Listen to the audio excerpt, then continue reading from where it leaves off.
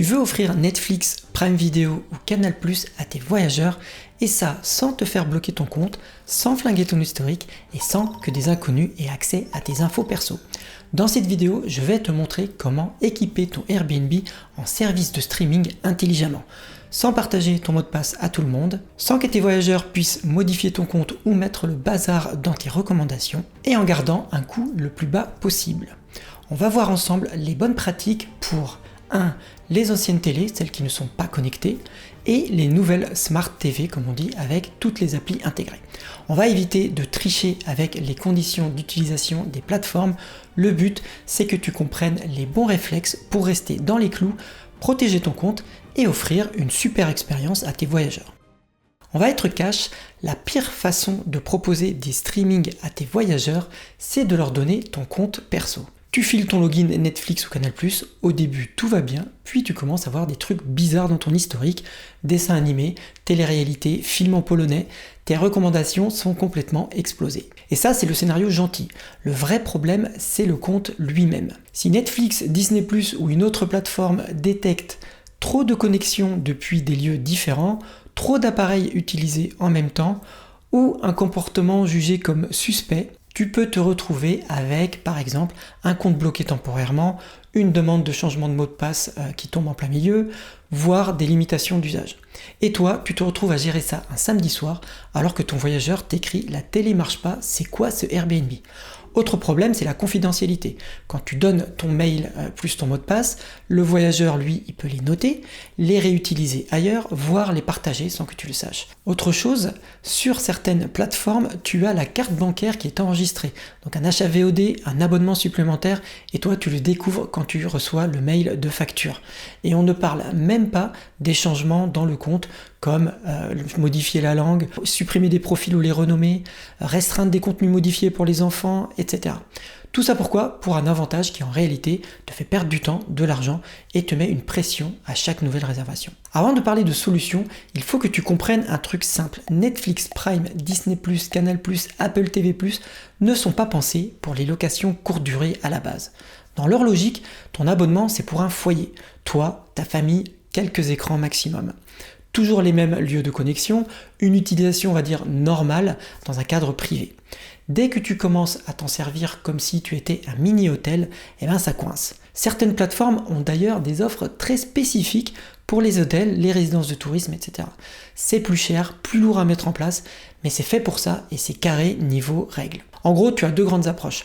L'approche pro, tu payes pour des solutions prévues pour de l'hébergement hôtellerie, TV d'hôtel, offre pro de chaînes type Canal+ Hôtel. Mais attention, c'est plutôt réservé à des réseaux de dizaines de logements en location saisonnière pour que ça ait du sens et que ça se tienne financièrement parlant. Puis tu as la deuxième approche plus maligne, low cost qu'on va voir ici.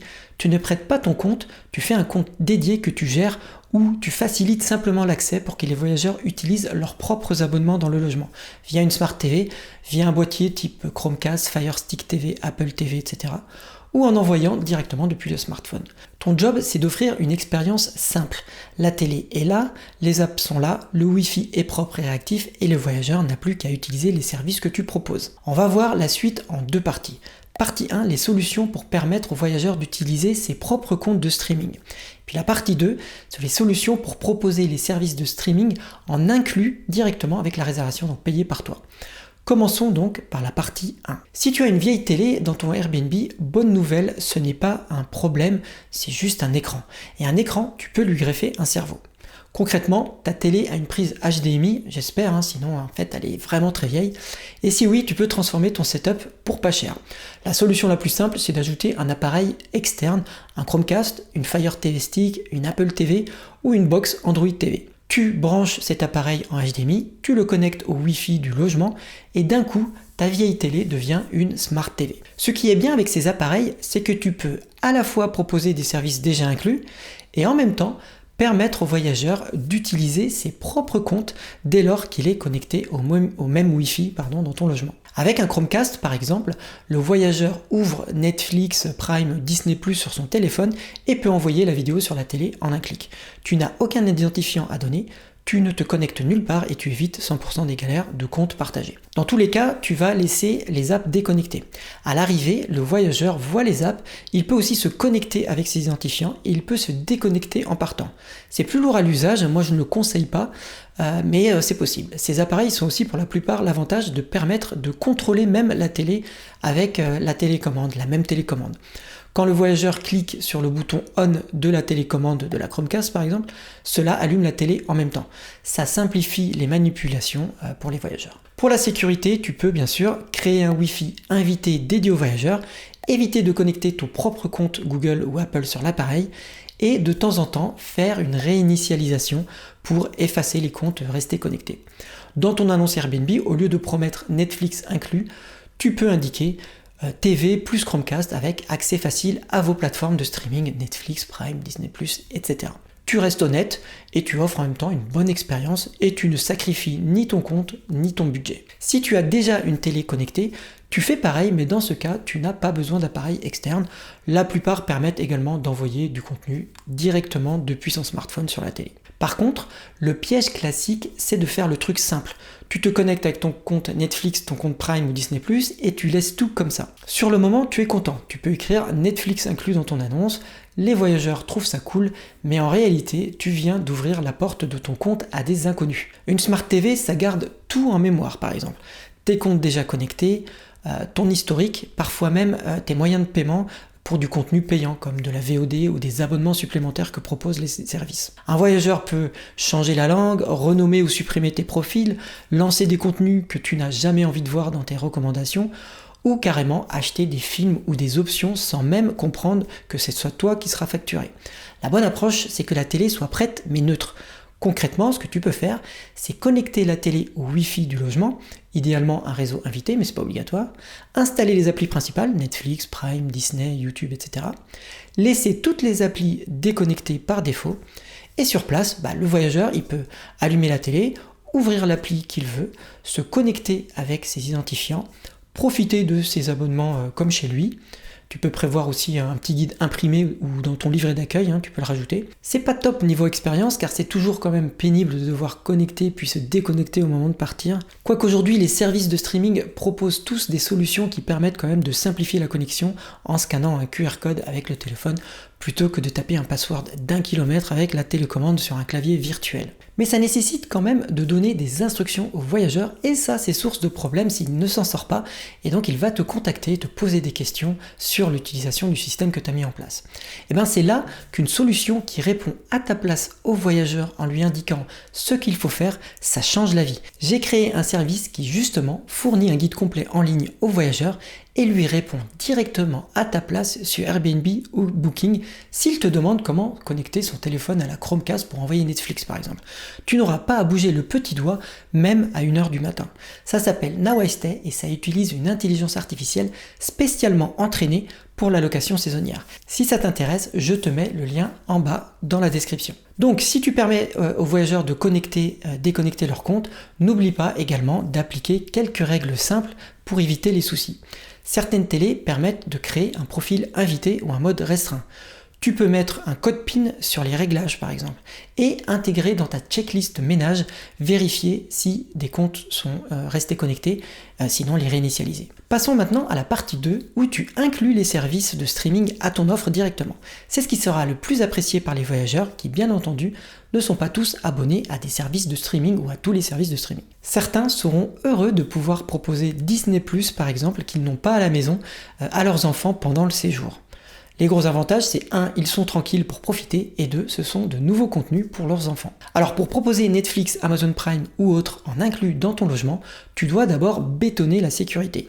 La solution évidente est d'utiliser un seul compte dédié au logement, et pas ton compte perso, que tu vas connecter toi-même sur l'appareil.